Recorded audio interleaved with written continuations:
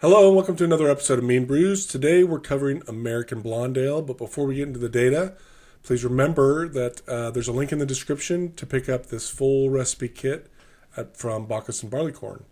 Let's go right into the recipe data.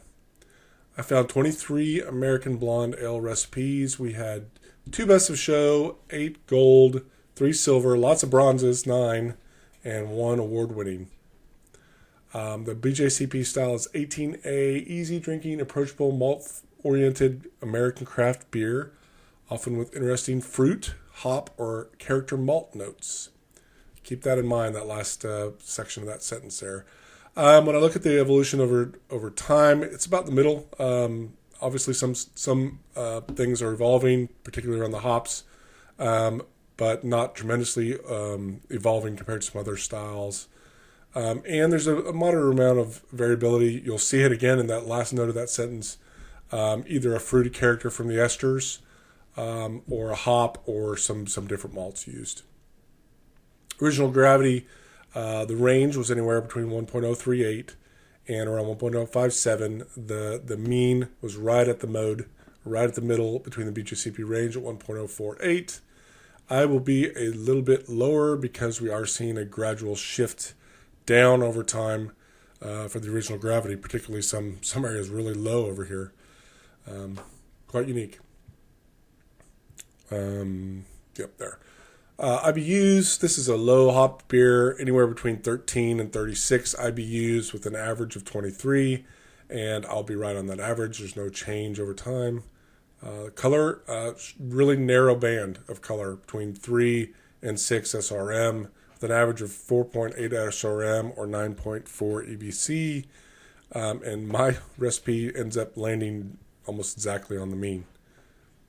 Looking at the malt percentages, base malt on average was 93.6% of the grist, crystal 4.1, toasted malts 1.3, and adjuncts 1.1%. When you look at just the recipes that used those malts, 100% of the recipes, of course, used base malt, anywhere between 75% to 100% of the grist. I'm going to be right at the mean here, right at about 92, 93% of the grist, base malt. Looking at the specialty malts, you had about 65% of the recipes used a crystal, anywhere between 2 and 12% of the grist. Adjuncts between 4 and 20, but not a lot used an adjunct. And toasted malts, about a quarter of the recipes used toasted malt, and an average of about 5% of the grist. This 5 to 6% is the sweet spot for specialty malts with this style. I will be using a crystal malt, right a little bit above the average, and that's it. None of the other malts. Zooming in on the specialty malts, a big sweep of malts here. Most prominent was American two-row. About a little over 3/4 of the recipes used an American two-row at an average of 80% of the grist, but a range anywhere between 47 and 97. The next most prominent was a Pilsner malt. 44% of the recipes used a Pilsner malt at an average of 53, but an even bigger range between 2 and 92% of the grist. Wheat was the next most prominent. Let's get there. 44% of the recipes used a wheat malt at an average of 8.5% of the grist, but a pretty narrow band between 2 and 18%. I will be using, lots of stars here. I'm making a mix between the Pilsner malt and the pale malt, or two-row, which is why you see them on the low end here, on the pale and the low end of the two-row. I will be using some wheat malt here, right around 5%, and I am going to use a Munich malt. When you looked at the Munich and Vienna combined, I think I'll show that here. If you look at the percentage of the grist for two-row, that is going down over time. And when you looked at them on their own, there wasn't very prominent. But if you looked at Munich and Vienna together, recipes are using more and more of these, up to about 20% of the grist. So I'm kind of following that trend, not going all the way up to 20, but I did incorporate some Munich. And you could choose between Munich or Vienna depending on what you want to get out of those malts. I think Munich to me is a little bit more sweeter, and Vienna is a little bit more toastier. Crystal malts, again, a lot of recipes use crystal malt. Carapils and Light Crystal, the most prominent. 5% of the grist was the average for both. Not a lot used both. It was one or the other. I will be using both right at about the same to give me the combined rate exactly the same as the average here. So about 2.5% each to give me the 5% total. Adjuncts, only 2 recipes used. Adjunct, we had one recipe used honey at 20% of the grist and by weight, and one recipe used flaked wheat at about 4%. The bittering hops used, we had 16 different bittering hops, and they swung. I won't read them all off between mostly German and American, but some British styles. So you had your Satz and Howler, but you also had Fuggles and EKG over here, but you also had some American hops. So, this is the variability people are seeing in the style. I will be bittering with Cascade. And we're seeing, the reason why I chose a bittering hop is when you look at the trend over time, I grouped together all the continental European hops, the British Isles hops, and the and New World hops. So New World hops are more like citrusy, fruity. The British hops being, Mount Hood or Fuggles or EKG, and the continental being Willamette, Liberty, Satz, Howler, Hersbrucker, those type of hops. Group them together and looking at the continental bittering hops, people using those over time going down, and New World varieties, more fruity variety. I know it's bittering, but just wanted to see how this was trending. And I looked at this for each of the different hop additions to see if there was a trend, and I reported it if there was a trend. Flavor hops, again, good mix here. Satz, Cascade, and Howler. Willamette, Sterling, more than 50%. Good mix between continental European and American New World hop varieties. I will not be using a flavor hop because we're seeing the proportion of recipes using a flavor hop over time just dropping off. To some years, no recipes using a flavor hop addition. Aroma hops, again, we had 10 different aroma hops used, and again, another mix of different, American and German or American and continental European hop varieties here. And I'll be using Mosaic here. We are seeing with the aroma addition, continental European again going down, and the New World varieties going up. So same with that trend of fewer and fewer recipes using Satz and Howler and Tet, and more recipes using Cascade or American hops, which is why I picked Mosaic for my aroma hop for this style. Whirlpool hops, only 6 Whirlpool hop additions were used, and mostly American or New World varieties. I will not be using a Whirlpool hop. One recipe used dry hop and used both Simcoe and Howler Mittelfrüh. Interesting mix there. I will not be using a dry hop. All right, for the hop rates, flavor additions, about 3/4 of the recipes used a flavor addition, but again, you saw that trend going down, so I won't be using a flavor addition. Aroma, we had about 2/3 use aroma additions, between 0.05 and 0.43, with an average of 0.15 or 0.16 ounces per gallon or 1.2 grams per liter. Whirlpool, again, less than 1/4, and dry hops, just one recipe using the dry hops.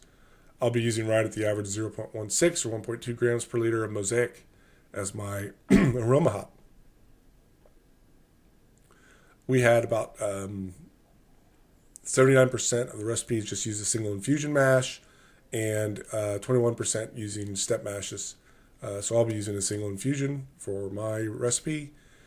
When we looked at the mash rest, protein rest average was 129 Fahrenheit for 15 minutes. The beta rest was 151 Fahrenheit for 42 minutes, pretty high for beta. And then the alpha rest, an average of 154 Fahrenheit for 65 minutes. And that's where I'm going to be, 154. It looks like they're trying to get more body out of this through mashing a little bit warmer. Boil duration anywhere between 60 and 90 minutes with an average of 65. I'm just going to do a 60-minute boil. I don't think it needs anything more than that. All right, we had 8 different yeasts used. This this is where you see some interesting trends. Most prominent was Chico, and then Nottingham. And then we had a lager strain, and then Boddingtons. And, people are either choosing, you saw that at the beginning, that people are choosing either fruitiness from the esters or hop character or malt character. And some of these recipes are just choosing these English styles just to bring a different yeast character into your ester profile into this style of beer. And in fact, I'm using Nottingham because while, and I showed this, there is no change in Chico. Chico is prominent throughout its life and will maintain prominence because it's not going up or down, but Nottingham is increasing tremendously since it's started in about 2003. So right now they're about the equal prominence of being used as a yeast for this style. So I chose Nottingham to bring a little bit more yeast character because my hop rates are very low and I'm not focusing on the hops with this style. So again, Nottingham will be the yeast that I use. Water chemistry, not a lot of variation here. And I'll go over the water chemistry at the end, but pretty balanced profile. Fermentation temperatures. We had a few lager strains that fermented in the mid-50s, not low 50s. Looks like they were trying to pull some of those esters out of those lager strains by fermenting just a little bit warmer than usual. And then we had some of this all the way up to 75 degrees, some of the recipes. What I thought was interesting here was here's Chico, and this is being fermented pretty warm. The most prominent yeast is anywhere between 68 and 70 with an average of 69. And here's Nottingham, and it's being fermented cool. So either people are trying to pull out esters out of a clean strain or try to suppress the esters out of a strain that produces a lot of esters. So again, I'll be right there at 65 Fahrenheit using the Nottingham strain. The average was 66 for all of the strains of yeast, but I think that information is, you need to know, this is very strain dependent, obviously, for this style, so you need to know what you're trying to do here. If you pick a clean strain, maybe ferment a little warmer, like they did with the lagers and they did with the Chico. If you pick an estery English style, you might want to ferment a little cooler. Just suppress that a little bit. Balance is the key here, obviously. Excuse me. Carbonation volumes, the average was 2.58, pretty high. There were some in the 3, which was surprising. Mash pH, the average was 5.46. However, we're seeing the mash pH with a very good correlation here come down to the 5.2 range. So I know the low 5s is where some of the German lagers are. So, pretty good trend here, showing the pH going down over time. All right, now for the Meanbrews Recipe, recapping the grist. 46% of two-row, American two-row. I chose Great Western malting here, two-row. 30.1 or 31% Pilsner malt. You can use your favorite Pilsner malt, American or German. 12.2% Munich. 4.4% wheat. 3.2% Carapils, and 3.2% Crystal 20. For my hops, I'm going to bitter with 14.3 or 14 IBUs of Cascade at 60 minutes. And I'm going to throw, 0.16 ounce per gallon or 1.2 grams per liter of Mosaic in at 5 minutes to go in the boil. And I'm going to use the Nottingham yeast for my yeast. I'm going to shoot for original gravity 1.047 and 23 IBUs. My water chemistry is going to be fairly balanced, but leaning more to the sulfates a little bit. 62 calcium, 3 magnesium, 15 sodium, 50 chloride, 61 sulfate, and 74 bicarbonates. I'm going to shoot for a mash pH 5.2, following the trend. I'm doing an infusion mash at 154 Fahrenheit or 68 Celsius for an hour, and I'm going to boil for an hour after I sparge. I'm going to chill to 63 Fahrenheit or 17 Celsius and pitch 2 packs of Nottingham yeast per 5-gallon batch, or make a 2-liter starter for a 5-gallon batch of beer.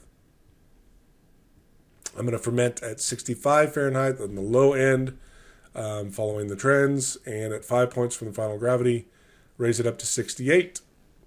And then I'm going to transfer to a bottle or keg and carbonate pretty high, 2.6 volumes of CO2.